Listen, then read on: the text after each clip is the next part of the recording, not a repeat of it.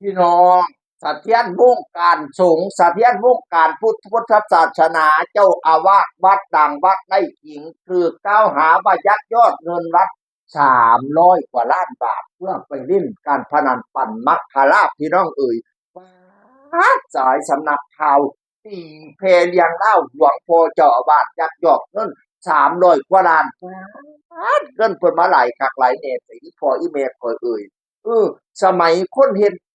อยากได้บุญเอาเงินซื้อบุญเนาะถ้าอยากได้บุญก็เอาเงินซื้อเอาเงินทานเอาเงินซื้อบุญพระเจ้าว่ายุคนี้พี่น้องเอ่ยฉะนั้นเด้อธุรกิจในวัดก็เลยหลายเงินในวัดก็เลยหลายยักยอกเงินวัดไป300 กว่าล้านอีแม่ข้อยเอ่ยเพจอัธรสเด้อเขียนชัดเจนพี่น้องข้อยสิอ่านข่าวเพจอัธรสให้ฟังพระธรรมพระธรรมวชิรานุวัตรเจมส์กิตตินทโล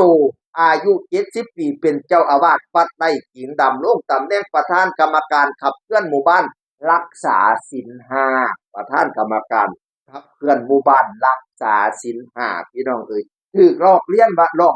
ยักยอกเงินไปเงินบัตรไป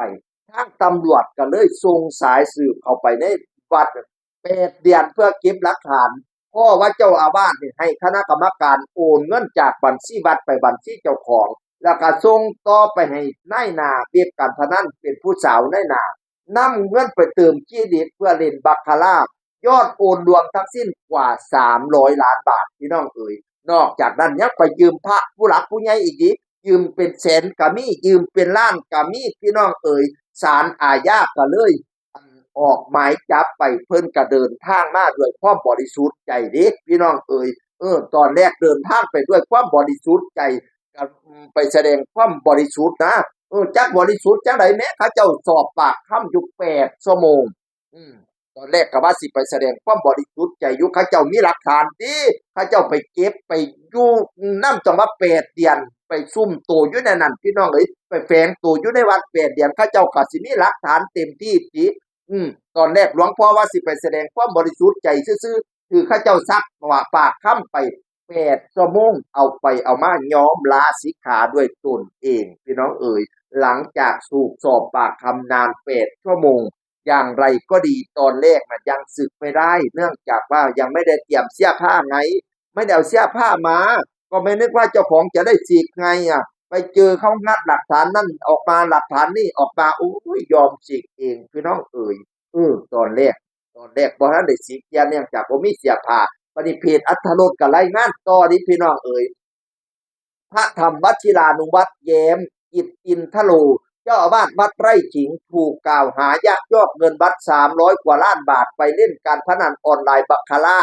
ถูกออกหมายจับและเข้ามอบตัวกับตำรวจแล้วนางสาวอรัญญาวันให้การว่ารู้จักกับพระแย้มตั้งแต่เรียนอยู่วัดไร่ขิงนี่ล่ะโอนเงินไปให้สาวอันนี้ล่ะพี่น้องเอ๋ยเพื่อสิไปเติมเครดิตในการเล่นการพนันพี่น้อง ผู้หญิงผู้นี้ว่าฮู้จักหลวงพ่อมาตั้งแต่ว่าเป็นนักเรียนอยู่วัดไร่ขิงฮู้จักตอนปี64ยืมเงินไป40 ล้านป๊าดคันยืมเงิน40 ล้านนี่มันฮู้จักกันบ่แบบบ่ธรรมดานี่พี่น้องมันต้องรู้จักกันแบบพิเศษยืม40 ล้านเพื่อไปลงทุนแล้วก็ติดต่อกันเรื่อยๆทางวิดีโอคอลขอคำปรึกษาเรื่องนั้นเรื่องนี้ นอกจากนั้นยังมีหลักฐานคลิปวิดีโอคอลคลิปพูดคุยทวงเงินและคลิปขณะอาบน้ำอุ้ยมีคลิปขณะอาบน้ำพร้อม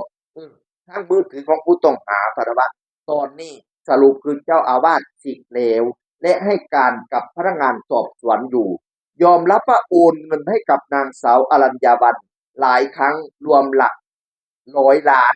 เจ้าหน้าที่กำลังสอบสวนการโอนเงินด้วยเหตุผลว่าประการใด เกี่ยวข้องกับเบ็ดการพนันหรือไม่ทั้งนี้ทั้งนั้นหลวงพ่อยังอยู่ในฐานะผู้ถูกกล่าวหาเด้เพราะว่าศาลบ่ทันตัดสินอย่าจังใดก็ตามสร้างทางวัดไร่ขิงตอนนี้ก็ยังคึกคักเหมือนเดิมยังมีศรัทธาญาติโยมเข้าไปทำบุญคือเก่าเพราะว่าญาติโยมก็ต่างแยกแยะระหว่างบุคคลกับระหว่างวัดพี่น้องเอ๋ยเขาเจ้ายังศรัทธาในหลวงพ่อไร่ขิงซึ่งเป็นพระพุทธรูปศักดิ์สิทธิ์คู่บ้านคู่เมืองจังหวัดนครปฐมอยู่ ตัวบุคคลสิเป็นจังไดก็ตามสร้างยังศรัทธาในตัวหลวงพ่อวัดไร่ขิงพระพุทธรูปเก่าองค์ศักดิ์สิทธิ์อยู่ เออมหาสมปองเด้อโพดเป็นตาอยากหัวแล้วว่าคาสิโทษนี่อย่าสิไปโทษอันอื่นโทษเจ้าของเว็บพนันน่ะคือบ่ให้ท่านถูกน้ำจักยาแน่ให้เพิ่นถูกแน่ให้เพิ่นเสียต้องว่า300ล้านเนาะมหาสมปองเว้าดีโทษเว็บพนันนั่นล่ะเจ้าของเว็บนั่นล่ะคือบ่ให้เพิ่นถูกจักยาแหน่มาเฮ็ดให้เพิ่นซวยสุตาแท้ให้เพิ่นถูกจักตาเด้ให้เพิ่นแก้มือแน่เห็นว่ากระได เป็นข้าวสาวดังทั้งวงการพระวงการพุทธศาสนาพี่น้องเอ้ยยักยอกเงินบ่แม่นน้อยๆต้องมา300ล้านแค่ทำยักยอกแค่5มาสุกนะพระพุทธเจ้าให้ต้องอาบัติปาราชิกนะผู้ใดลักขโมยเงินตั้งแต่5มาสุกขึ้นไปต้องปาราชิกขาดจากการเป็นพระทันทีบ่ได้เป็นพระแล้วหลุดแล้วเป็นบอกง่ายๆคือเป็น